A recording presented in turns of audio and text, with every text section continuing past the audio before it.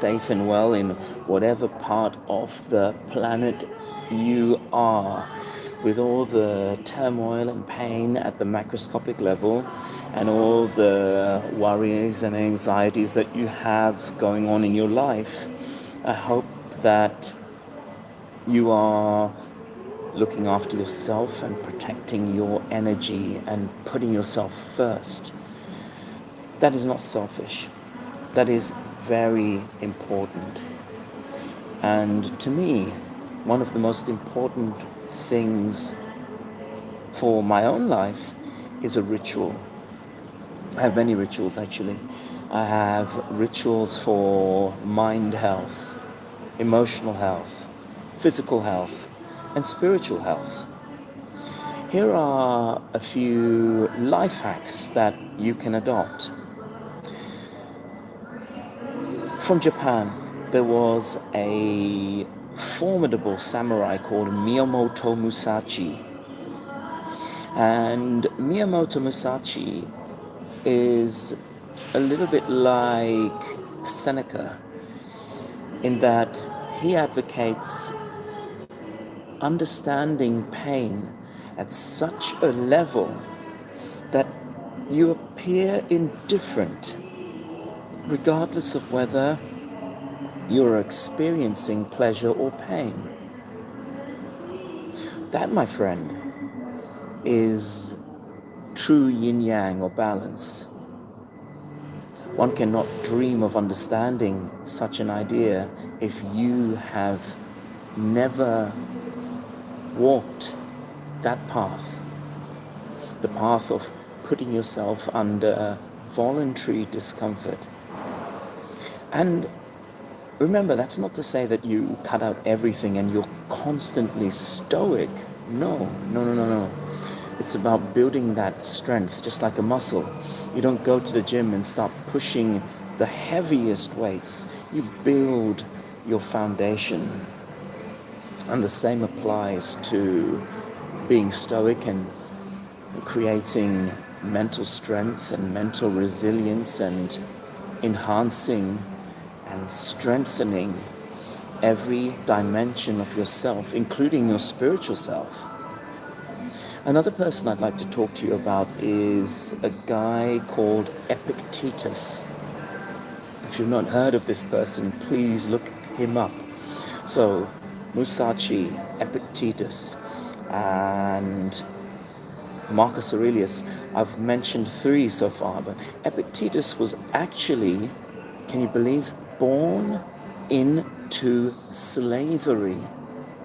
He was born a slave. He didn't own his own body. One of the most powerful ideas you can take from him is the saying that some things you can change, some things you cannot. And so he would look at all the things that he could do rather than the things he could not.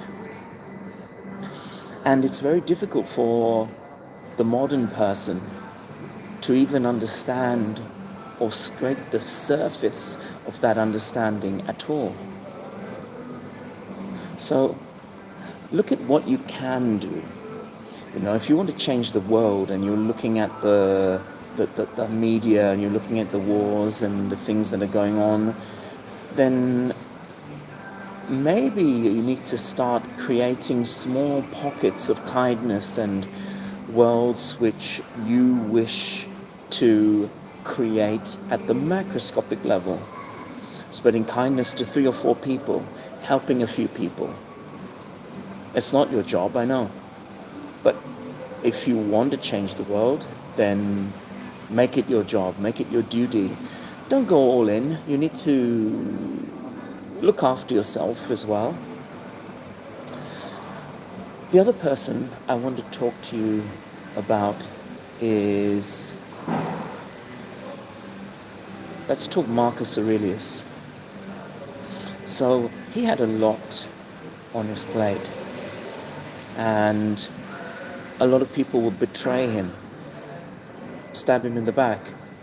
Can you imagine looking over your shoulder every single minute, trying to discern whether someone was on your side or not.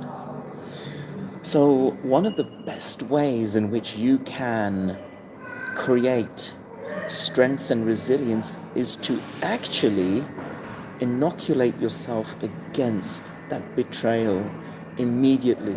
The moment you wake up, take a vaccination of the idea that sometimes people can change. People can be hateful and harmful and cause you pain at every level, and sometimes they can be loving and wonderful. Yin Yang from Tai Chi teaches us that. And given the right conditions, someone can turn very nasty who was a friend, who was very loving towards you.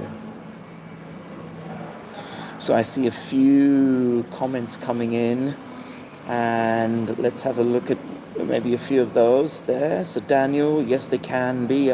Thank you very much for your input. And yes, see, so some of you have actually experienced this yourself.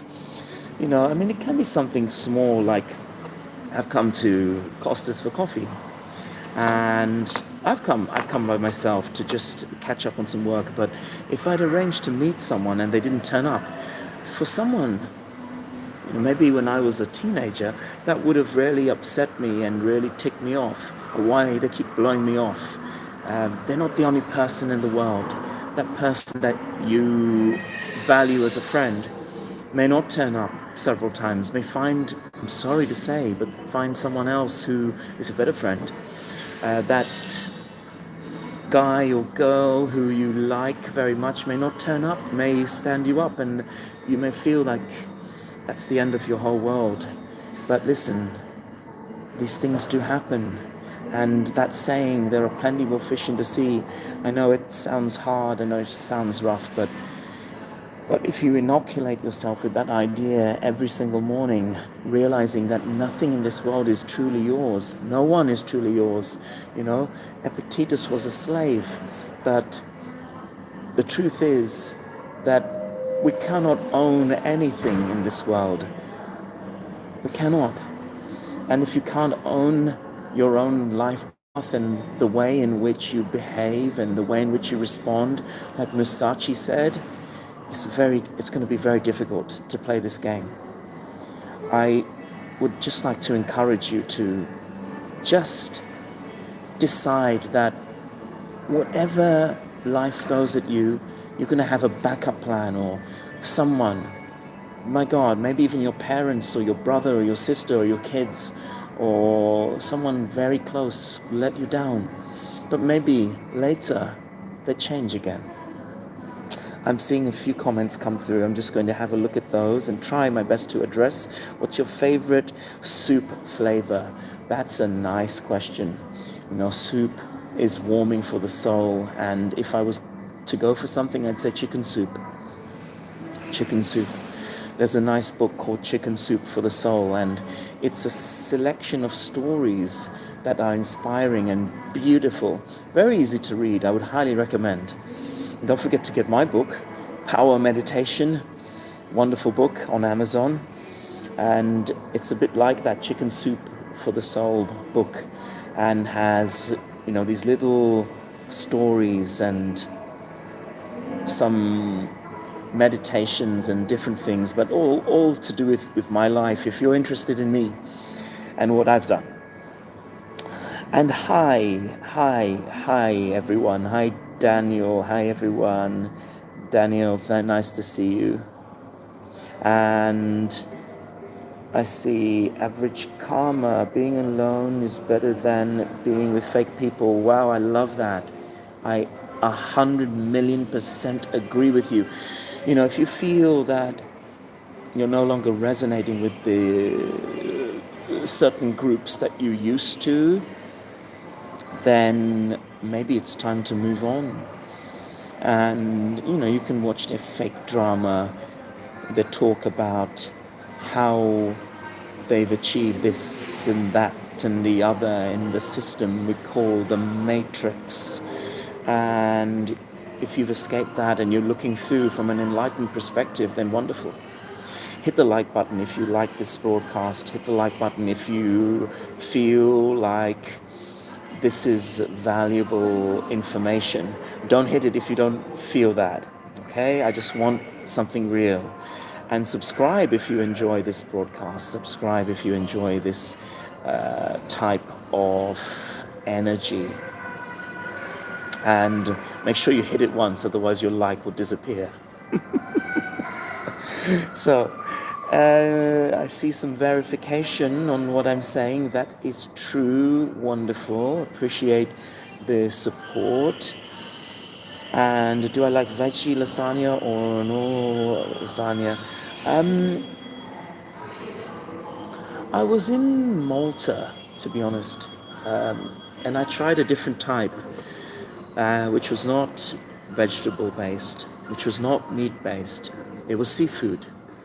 So my favorite, John, is seafood. Emma, thank you very much for that verification.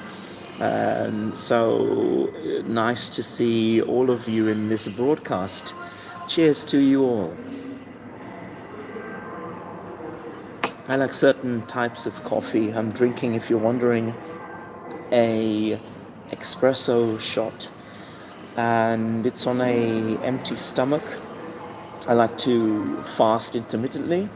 I've always done that throughout the year. It's just something that I enjoy doing, and just the feeling of having a clear mind. You know, if you're fasting in any way, whether it's a religious fast or intermittent fast or a weight loss fast or a spiritual fast, then one of the most powerful ways to do it is to do it with just clear fluids or coffee or caffeine, maybe a cup of espresso, or green tea or matcha tea, and that will help to detoxify your body slowly. Yeah? So the last idea I want to put your way is the Japanese Shinto idea of tying a knot each time you finish a task. But make sure that that task has a domino effect or has a big effect on everything else. Shintoism is an ancient Japanese religious belief system. And I'd highly recommend you look at all religious belief systems and take the best from them. Not like politics, which takes the worst from every belief system. Don't look at the politics. Look at the truth behind all religions are beautiful.